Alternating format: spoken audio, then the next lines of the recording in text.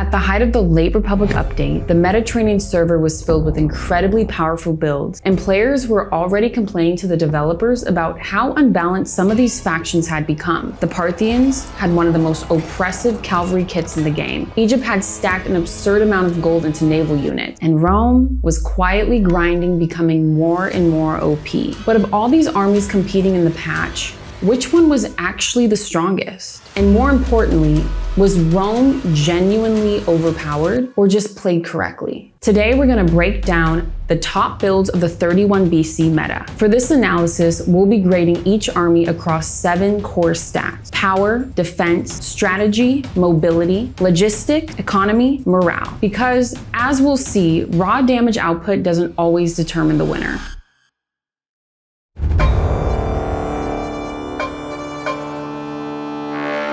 Okay, let's start with the obvious. The Roman Republic in 31 BC had one of the most well-rounded stat spreads in the game. Notice that Rome did not max out power. Their legionaries were strong, but not individually dominant duelists. The gladius is effective, but it's short range. And their armor is solid, but not invincible. So why were they so dominant? Because their build invested heavily into strategy and logistics. Unlike most factions, Rome standardized everything: equipment, training, formation tactics, and camp construction. Their soldiers could build fortified positions almost anywhere, drastically increasing survivability during long campaigns. And because their logistics stat was so high, they could sustain extended wars better than almost any other faction on the server. This meant that even if Rome didn't win quickly, they would almost always win eventually. And in 31 BC, the system was being run by Octavian, a player who understood that wars are endurance matches, not DPS races. As a result, Rome earns S tier, not because they hit the hardest, but because they scaled the best.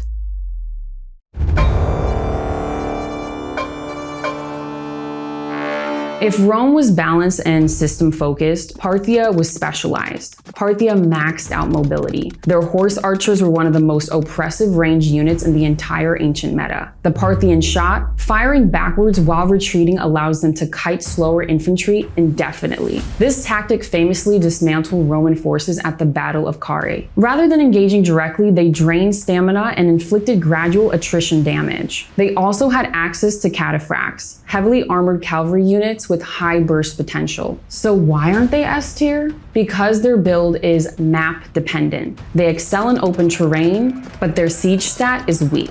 And in prolonged campaigns, their lower logistics investment becomes a liability. Parthia is extremely strong, but not universally dominant. That places them comfortably in the A tier.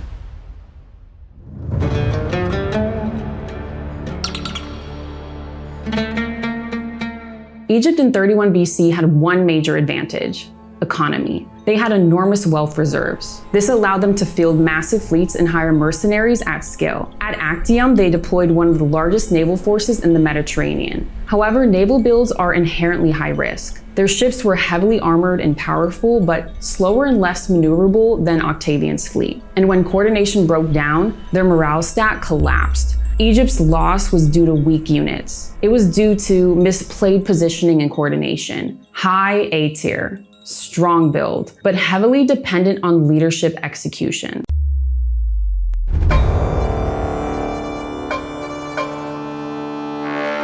The phalanx build once dominated the meta. By 31 BC, however, it was starting to show clear weaknesses. The Sarissa provides incredible frontal zone control, but the formation is rigid. Low mobility makes it highly vulnerable to flanking. And once cohesion breaks, recovery is difficult. Rome adapted specifically to counter this build by exploiting terrain and disrupting formation integrity. Still effective in the right context, but no longer meta-defining. B tier.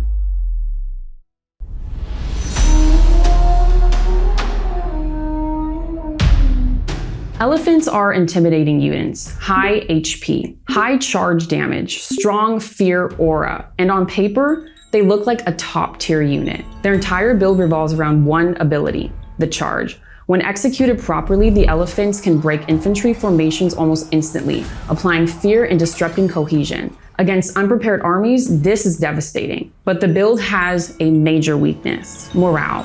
If elephants take enough damage or lose control, they can panic. And when that happens, they don't just retreat, they start trampling anything nearby, including their own team, which turns what should be your strongest unit into a liability. There's also the logistics issue. Elephants are extremely expensive to maintain and difficult to deploy consistently, which limits their overall impact across campaigns. And by 31 BC, Rome had already deployed effective counterplay that would open gaps in their formations to let elephants pass through, target them with range attacks to trigger panic, and rely on discipline to avoid breaking under the initial charge. Once these counters became standard, elephants were no longer game-breaking. Still powerful, still intimidating, but not reliable enough for high-level play. C tier. Rome in 31 BC was not overpowered in raw stats. They did not have the highest power. They did not have the fastest units. They did not have the strongest individual shock troops. What they had was extremely high strategy, extremely high logistics, very high morale, and strong economy scaling. Most factions invested heavily in one or two dominant stats. Rome invested evenly and intelligently. And in large-scale warfare, balance tends to outperform specialization, which is why shortly after this patch, the Roman Republic rebranded into the Roman Empire and proceeded to dominate the Mediterranean server for centuries.